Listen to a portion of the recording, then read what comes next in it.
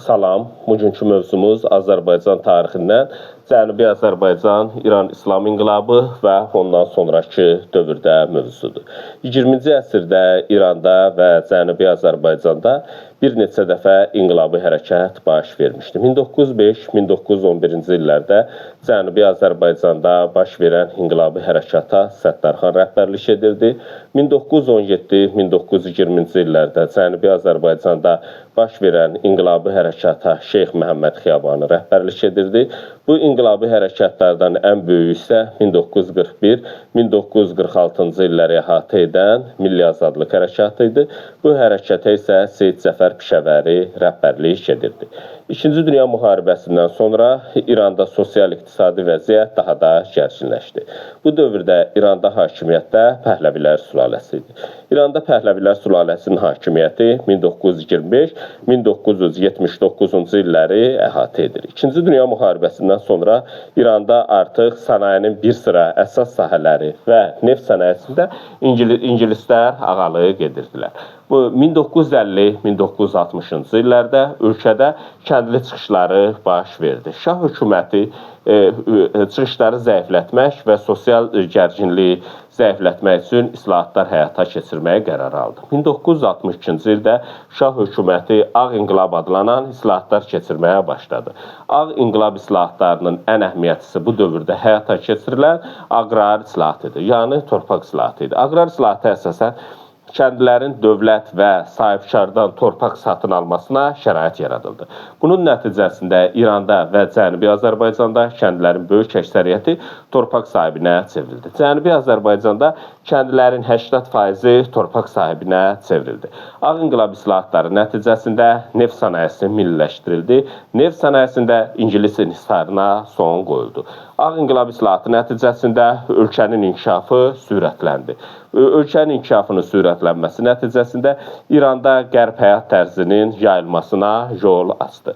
Bu dövrdə, dövründə İranda Milli Vəhdət adı altında xalqları farslaşdırma siyasəti həyata keçirilirdi. Bu siyasətə uyğun olaraq Cənubi Azərbaycanda türk dilinin işlədilməsi qadağan edildi. Türk dilində çıxan bütün qəzet, jurnal və kitab nəşrləri dayandırıldı. İran İslam İnqilabı ərəfəsində ölkədəki ziddiyyətləri nələr dərinləşdirirdi? Şah hökumətinin apardığı islahatlar, milli azlıqlara qarşı assimiliyasiya siyasəti, həmçinin xarici dövlətlərinin İranın daxili işlərinə qarışması da ölkədəki vəziyyəti gərginləşdirən amillərdən biridir. Həmçinin bu dövrdə Şah hökuməti, Məhəmməd Rza Şah hökumətinin qərb yönümlü siyasəti də əhalinin narazılığına səbəb olurdu. Buna görə də ölkədə üsyan başladı və üsyan nəyə qarşı idi? Şah üsul idarəsi və ölkənin ABŞ inhisarlarının xammal əlavəsinə çevrilməsinə qarşı inqilabi hərəkat başladı. İnqilabi hərəkatın birinci mərhələsi 1977-ci ilin dekabrından 1978-ci ilin sentyabrına qədər olan dövrü əhatə edir. 1977-ci ilin dekabrın 12-sində Təbriz Universiteti tələbələrinin Şah əleyhinə çıxışları başladı. 1977-ci ilin dekabrın sonunda Qum şəhərində də monarxiyanın ləğv edilməsi tələbi ilə nümayişlər başladı. 1978-ci ilin yanvarında Qum şəhərindəki çıxışlarda üsyançılar nəyi tələb edirdi? Konstitusiya prinsiplərinə və qaydalarına riayət olunması, həmçinin Şah üsul idarəsinin ləğv edilməsini tələb edirdi. Qumda nümayişçilərlə polis arasında toqquşma baş verdi. Bu zaman nümayişçilər içərisində ölənlər və yaralananlar da oldu. Şah rejimi nümayişçilərə divan tutdu. 1978-ci ilin fevralın 18-də Qum hadisələrinin 40-cı günü münasibəti ilə Təbrizdə üsyan başladı. Bu üsyan tarixə 29 Bəhmən üsyanı adı altında tarixə düşdü. Üsyanda demək olar ki, əhalinin bütün təbəqələrindən nümayəndələr iştirak edirdi. Kimlər vardı? Ziyalılar, tələbələr, din xadimləri, ruhanilər, məktəb şagirdləri, xırda tacir və sahibkarlar, sənətkarlar, fəhlələr də iştirak edirdi. baş verən Təbrizdəki dinc nümayiş üsyana çevrildi. Üsyançılar İslamı və demokratiya istəyini əks etdirən şüarlar irəli sürürdülər. Şah əlavə hərbi hissələr hesabına üsyanı yatırda bildi. Üsyanı yatırsa da 1978-ci ilin fevral ayının 18-də İranda baş verən bu inqilabi hərəkat Pəhləvi monarxiyasına zərbə vuran ilk böyük xalq çıxışı oldu. Bu da inqilabın sonraki dövrdə daha sürətli şəkildə inkişaf etməsinə şərait yaratdı. İran inqilabı içərisində bir sıra görkəmli Azərbaycanlı şəxslər də vardı. Onlar kimlərdir? Ayətullah Kazım Şəriət Mədarı Cənubi Azərbaycanda və İranda böyük nüfuza sahibidir. Həmçinin müvəqqəti hökumətin rəhbəri olan Mehdi Bazarqan da var idi. 1978-ci ilin sentyabrında artıq inqilabın ikinci mərhələsi başladı. İnqilabın bu ikinci mərhələsində ruhanilərin rolu daha da genişləndi. Bu dövrdə Fransada mühacirətdə olan Ruhullah Ayətullah Xomeyni daha çox şöhrət qazanmışdı. Cənubi Azərbaycanda isə Ayətullah Kazım Şəriət Mədarı böyük nüfuz sahibi idi.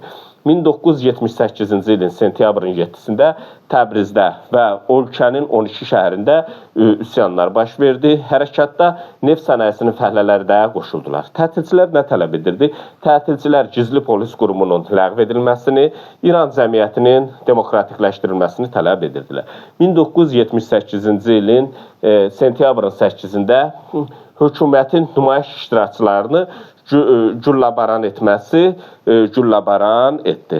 Bu hadisə tarixə Qanlı Cümə günü hadisəsi adı altında tarixə düşdü.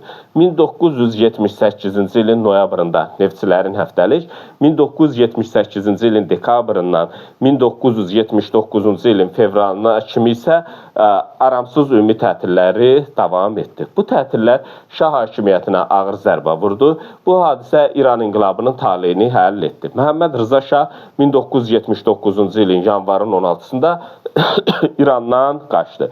Bunun nəticəsində Pəhləvi sülaləsinin hakimiyyəti devrildi. 1979-cu ilin fevralında Xomeyninin Parisdən Tehrana gəlməsi nəticəsində artıq İranda inqilab başa çatdı. Artıq İran İslam inqilabından sonra ölkənin idarəçilik sistemi ilə bağlı müxtəlif fikir ayrılıqları mövcud idi. Bu dövrdə İranda olan partiyalardan biri Tuda partiyası idi. Tuda partiyası Sosialist Respublikasının yaradılmasını istəyirdi. Bu dövrdə İranda ən nüfuzlu partiya İran Respublika Partiyası idi. İslam Respublikasının yaradılmasını istəyirdi. Rəhbəri də Ayətullah Xomeyni idi. ABŞ yönümlü Milli Cəbhə Partiyası isə demokratik quruluşu müdafiə edirdi. Demokratik Respublikanın yaradılmasının tərəfdarı idi. Bu dövrdə Müsəlman Xalq Partiyası, bunu Cənubi Azərbaycandan olan Şəriət Mədarı, Ayətullah Kazım Şəriət Mədarı rəhbərlik edirdi. Bu partiya isə dinin siyasətdən ayrı tutulmasını tələb edirdi. Liberal dəyərlərə əsaslanan Demokratik Respublikanın yaradılmasının tərəfdarı idi. Ancaq bunlar içərisində daha böyük nüfuz sahibi olan İslam Respublikası Partiyası qalib gəldi və bunun nəticəsində Ayətullah Xomeyninin tərəfdarlarının rəhbərliyi altında hakimiyyət təşkil edildi. 1979-cu ilin aprelin 1-də İran İslam Respublikası elan edildi. İnqilabın dövründə İranda yaşayan heç bir xalq milli tələblər irəli sürmədi. İnqilabdan sonra da artıq ölkədə bir sıra tədbirlər görüldü. İnqilabdan sonra Tehranda Azərbaycanlı yazıçılar və şairlər cəmiyyəti yaradıldı. Bunda əsasən Cənubi Azərbaycandan olan şairlər, yazıçılar, görkəmli ziyalılar bu təşkilata daxildir. Onlar nə tələb edirdi? İranın daxilində Azərbaycana muxtariyyət verilməsi, məktəblərdə tədrisin ana dilində aparılması tələbini irəli sürürdülər. Həmçinin ana dilində dərslik, qəzet və jurnallar çap edilməsi məsələsində gündəmə gətirdilər. 1979-cu ilin aprelində Azərbaycan Yazıçılar və Şairlər Cəmiyyəti ana dili probleminin həlli ilə bağlı proqram qəbul etdi.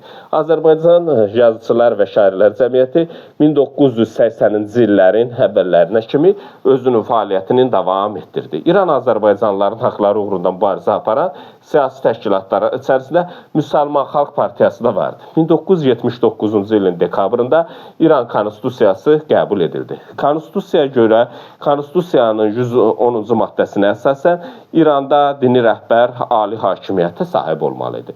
İranda ruhanilərin mütləq hakimiyyəti təsbit edildi.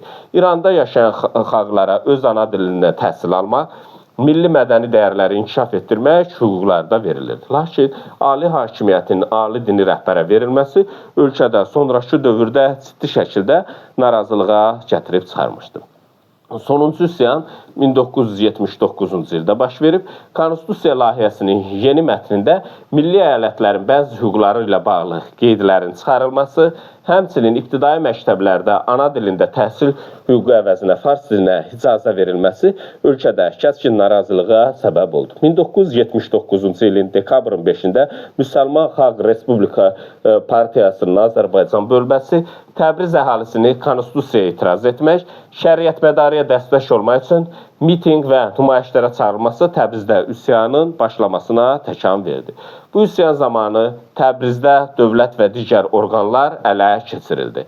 Cənubi Azərbaycan İslam Respublikası elan edildi. Nümayişçilər şəriətmədarının tələblərini yerinə yetirməsi üçün şəxsi nüfuzundan və hərəkətin gücündən istifadə etməməsi nəticəsində bu hərəkat uğursuzluğa düçar oldu. Ciddi şəkildə uğur qazana bilmədi.